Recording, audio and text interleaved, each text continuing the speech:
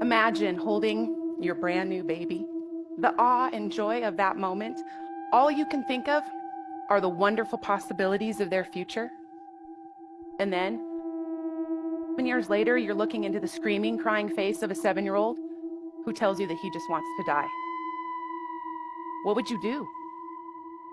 I have 3 degrees in psychology, am a professor and a researcher, and I felt helpless. I knew I had to look for answers. His life depended on it. In 2005, I gave birth to our son. He was a happy, healthy, easygoing baby. He became a curious infant who developed into a fun and inquisitive toddler. He was full of life and he loved everyone. By the time he was 3, he was energetic, enthusiastic, and into everything. Our nickname for him was our crazed lunatic monkey. We thought that's just who he was, constantly on the go, into everything and all over the place. His self-esteem was fantastic, and he had a ton of confidence.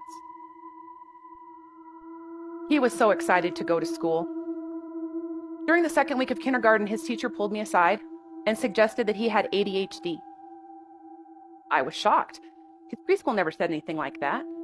I mean, yes, he was interested in a lot of things, and yes, he was enthusiastic. But ADHD? And why did it seem like he only had ADHD on some days? His doctor disagreed. He said he's just a very bright boy. And I'm grateful that his doctor did not try to medicate him. In 2nd grade, he started having problems. He had a hard time concentrating. One day I looked at him and said, "Do your best to focus." And he said, "I can't concentrate, Mom. My brain buzzes." Brain buzzes? I have a PhD in cognitive neuroscience. If I learned anything in college, it's that brains are not supposed to buzz. So I started looking for answers. I searched the textbooks, scientific research articles, and I scoured the internet. And I found articles on the artificial food dye Red 40 and how it caused hyperactivity in some children. I found story after story about how Red 40 caused ADHD-like symptoms in some kids. It made them hyper, impulsive, disruptive in class, and caused brain buzzing. So I thought, aha, it's the Red 40. And we pulled everything with Red 40 in it from our diet. And the brain buzzing stopped. But we let him consume other foods with other artificial dyes like yellow 5 and 6, green 3, blue 1. In hindsight, I don't know why we thought those were safe when Red 40 wasn't. Maybe we couldn't imagine pulling everything with artificial food dyes from our home and our diet. That meant no more colored cupcakes, no more cheesy yellow chips, no pickles, no candies, no colored breakfast cereals. You see, artificial food dyes are in many of the foods, of the processed foods that we eat. Maybe we just couldn't imagine taking away foods that kids enjoy in their childhood. Now, I bet many of you are wondering, what are artificial food dyes? Well, they are a set of chemicals that are added to our food to enhance the color and appearance.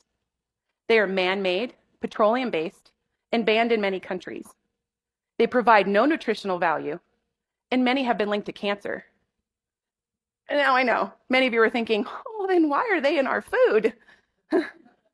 Well, because we Americans, we like our brightly colored, shiny stuff, and this includes our food. So now that he wasn't eating red things, he turned to yellow things. Cheesy yellow chips, yellow candies, pineapple syrup on shaved ice in Hawaii. You name it, if it was yellow, it was okay. Then, 7 months after the removal of Red 40, we have a new problem. He's having emotional meltdowns and temper tantrums, the likes of which I had never seen. He would get upset over the littlest things. These temper tantrums turned into, they got more intense and more frequent. I'd ask him to turn off the TV, and he would break down and cry. And the crying would turn into anger, and this anger would turn into a full-blown emotional fit. He would scratch at himself. He would shred at his clothes. He would swing on me. He would scream. And eventually it would lead to him begging, "Mom, just get me a knife so I can kill myself. I just want to die." We couldn't believe it. We had a suicidal 7-year-old. And all I can think of was if this continued, by the time he hit puberty, we would lose him. We were wondering what was happening to our sweet boy. So I searched the textbooks, the articles, the internet. I searched and searched. And I found one article on yellow 5 and how it caused irritation in kids. I found more articles and anecdotal evidence of other dyes like yellow 5 and 6 causing emotional disruptions in children. So we thought, all right,